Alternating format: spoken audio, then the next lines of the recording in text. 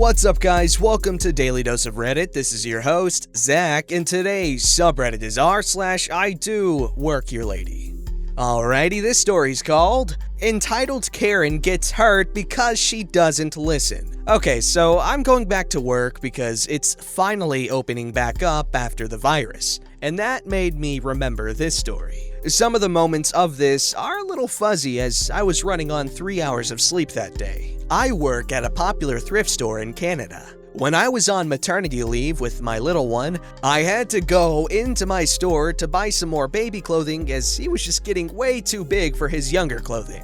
I hate buying brand new unless it's on sale. So I was browsing some of the household aisles, hoping to add to my collection of weird and pretty pottery that I had started when on leave, when I hear a smash at the other end. I looked at my watch and realized that most of the employees who would deal with this problem were on lunch. So, policy is, if something glass breaks, one employee would stand at the break point to stop customers from stepping on it, and another would go get a broom to clean the mess. Most times, the people who rolled the product were on the floor to deal with it, but Cash was in charge of that when break came up. As no one was around, I decided, what the hey, I'm not in any hurry and the baby's sleeping in the cart. So I stood there and my mother-in-law, who was with me at the time, went to tell Cash about the break. Most customers were my regulars who knew I worked there and just had a baby. Some of them even stood there, out of the glass, to gush about how cute my little man is. Then this one lady who looked like a freaking Karen comes near. "Excuse me, ma'am, I'll have to ask you to go down the other aisle and come back to this one once the mess is cleaned up." She scoffed at me, looking me up and down. "You're not the boss of me! You don't even work here!" and started walking on the glass. To be fair, the clothing policy at the time was all black, and I was wearing bright colors and a long, flowing skirt. They have since gotten rid of the all-black policy, thank goodness, as I hate wearing dark colors. So I calmly said to this lady, "Please stop walking, ma'am. This glass could hurt you. And yes, I do work here. I'm just on leave with the baby." I motioned to him. "What glass? There's nothing on this floor," she said as she stopped to look on the shelves. She never even looked down. "I highly doubt you work here. You're just some entitled kid who had a baby way too young and is now trying to use it as a way to get free things." I was 23 at that point, 24 now. She went to walk away, and at that moment, this lady, if I can even call her that, freaking slipped on the glass. I asked her if she was okay, and she screamed, "Why didn't you warn me there's glass? I'll have you fired!" "I did warn you," I said as a supervisor and my mother-in-law showed up. The supervisor was the only one available to clean the mess, and she's one of the best ones there. My mother-in-law saw I was in distress and asked me what happened as the supervisor helped the lady stand. Luckily, the lady only got a small scratch on her hand from the glass. "I want her fired! Where is her manager?" Oh, so now she believes me, I thought. "I'm the manager on duty," she said to the lady. "What happened, OP?" As I explained to her what happened, the lady kept trying to butt in, but the supervisor kept holding one finger up to silence her. Another customer chimed in. "OP is telling the truth. I heard the whole thing, and you can check the cameras to see that for yourself." Most customers know that employees can get in trouble if they try to help with other customers, so they stayed out of it until now. "Thank you," the supervisor said to the nice customer, then looked at the lady. "So OP decides to go above and beyond in her job when she is on maternity leave, when she is a customer herself and tries to keep others safe. But you want her fired? You're crazy. OP did nothing wrong." The lady glares at me. "She's lying! She wanted me to get hurt. That's why she didn't tell me about the glass." It was bright freaking green. You can't even miss it like you could clear glass. "There's a witness, miss, and OP isn't the type to lie about these things." She then looked at me. "OP, go rest in the break room. Your mom can go with you too." She knew she was my mother-in-law, but always just called her my mom, as she'd come in every day to pick me up when I was pregnant. So from there, I thanked her and went to the break room where my coworkers fussed over the baby and got to take turns holding him as I rested and told them what happened. I don't know what happened to the lady, but I was given a $20 gift card as a thanks for going above and beyond, doing my job even when I was off. And it actually paid for most of my items after my discount. The lady probably left, as when I left the break room to continue shopping, she and the mess were nowhere to be seen. The funny part is, housewares are not even my section of the store, so it wasn't even my job to do it. I just didn't want to see anyone hurt, and we are all still trained to do it in case we are put into another area to help out. My question is, how do people get that old without realizing that acting like that is not okay? Like, at some point, they should have sat down and thought about how things work. I don't know, it's just baffling. Like, she freaking could have died there, honestly. I mean, it was unlikely that she would have died, but she could have. Alright, this story's called The Tale of the Entitled Self-Appointed Site Manager. I am an electrical engineer by profession and a project manager by occupation. During the middle phase of my career, I joined a company as the site manager for a power substation project in UAE.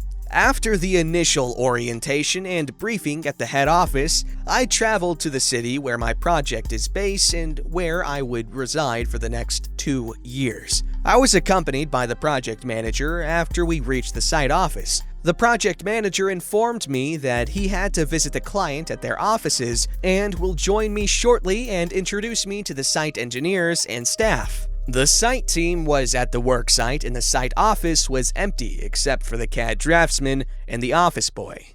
The project manager instructed the office boy to seat me in the site manager's office and left. As per the site organization chart, I had 2 construction managers, civil and electrical, working under me and other engineers of each discipline working under them. After around an hour and a half, the door opens and a man enters. He stares at me, then glares at me for I was sitting in the seat of the site manager, which happens to be me. "Who the hell are you?" "I am OP.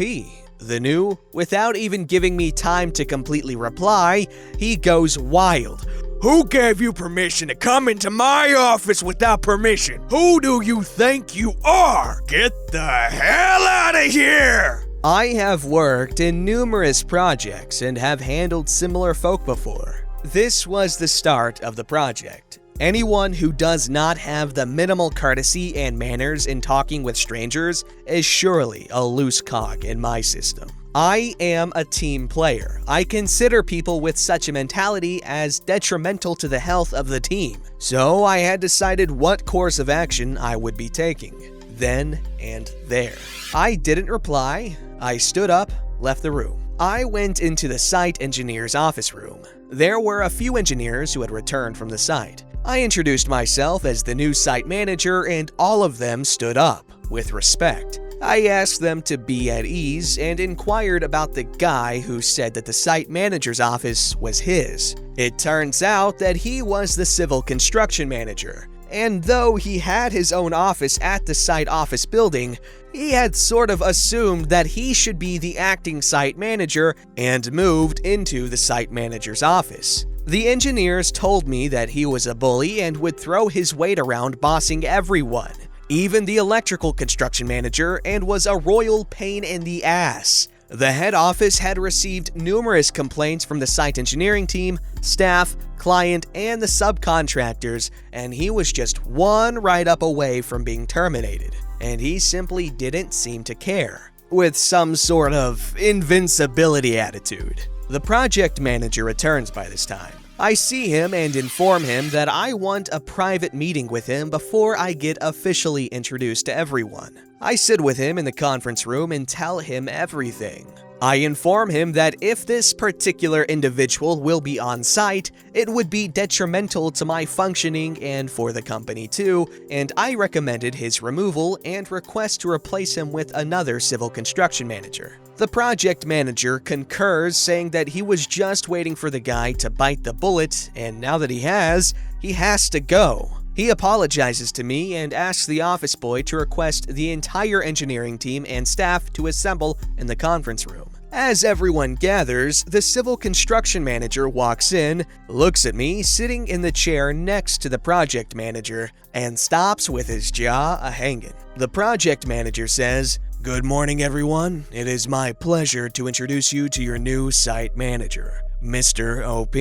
I expect you to extend him your full cooperation and support to make this project a success." The civil construction manager is dumbfounded. He steals peeks at me. Later, the project manager takes me to my office. I call the office boy and instruct him to remove all the stuff that belongs to the civil construction manager and shift it all to his proper office room. Later, the door opens and my civil construction manager peeps in, inquiring, "May I come in, sir?" To which I reply, "No, you may not." To cut the story short, he was replaced with a fantastic civil construction manager who got on well with the team.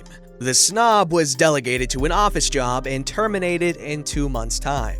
Edited to add the rest. Later, this entitled guy joined another company doing projects for the same client. At the other site, he started shouting at a visitor to the site who turned out to be the chairman of the utility. The client, who, while passing through the city, had decided to visit the site unannounced. He was blacklisted and given an exit visa out of the UAE with a permanent ban. Guess he never learned his lesson. See, I'm a big fan of yelling and being loud and all that jazz. Like, I absolutely love yelling at people. But I don't like yelling out of anger. I like yelling positive things like, "You glorious bastard!" Because it just hypes everyone up, makes everyone feel good, and it's fun, because yelling is fun. However, this chumperoni and cheese, he likes to yell as a bully, which is not nice. Stop bullying, speak up. I don't know what I'm doing here. Alright, this story's called, "I'm Not a Student, I'm Actually a Nope, off to detention with you." Shout out to the people who were accused of being a student when they had already graduated.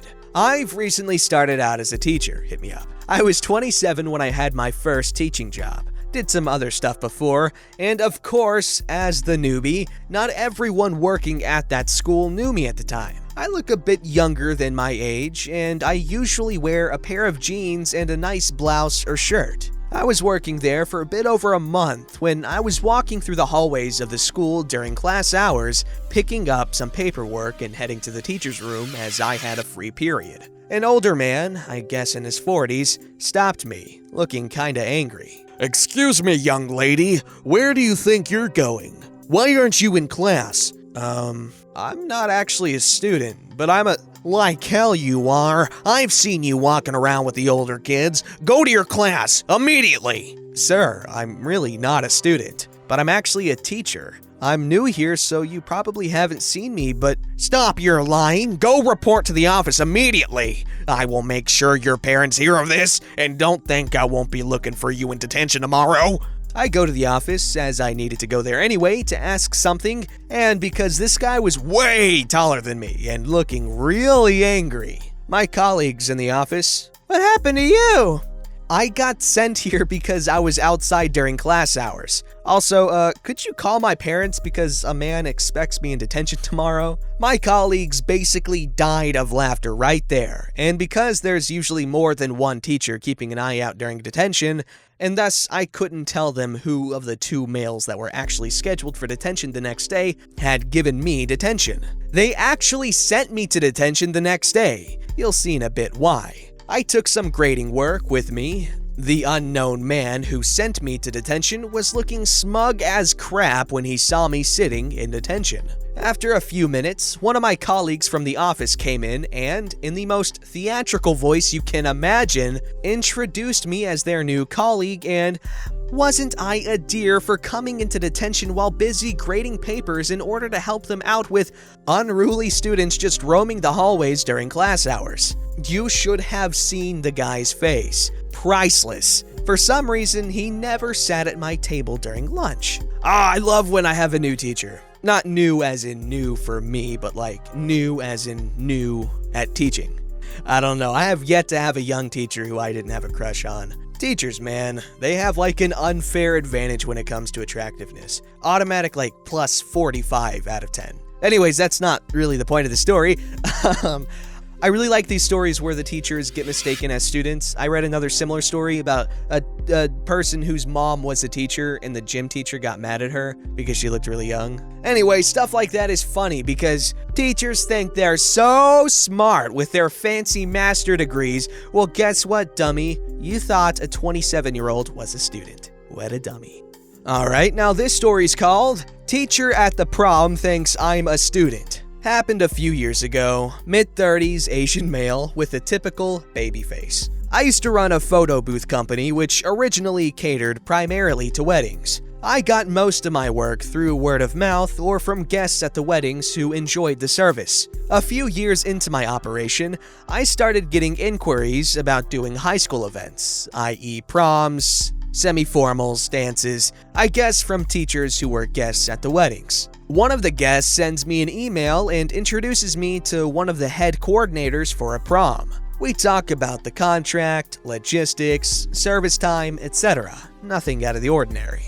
I usually arrive about an hour before I begin service to deliver the equipment and set up. This is also around the time students start arriving. Now, most dances have fairly strict rules about coming in and out, but that only applies to the students. On one of my last trips for my car, one of the teachers stops me and says in a stern voice, "Students can't be coming in and out like that." With a deadpan face, I look him in the eye and say, "I'm the photographer." He says, "Oh," and lets me carry on as I bask in his embarrassment of mistaking a mid-30-year-old for a teenager. Not the first time this has happened at an event. But wait, there's more! After I had finished setting up my station, he comes over to strike up conversation about photography, as he's a bit of a hobbyist. What kind of equipment do I use, blah blah blah. A few minutes into the conversation, I feel like I've met this person before.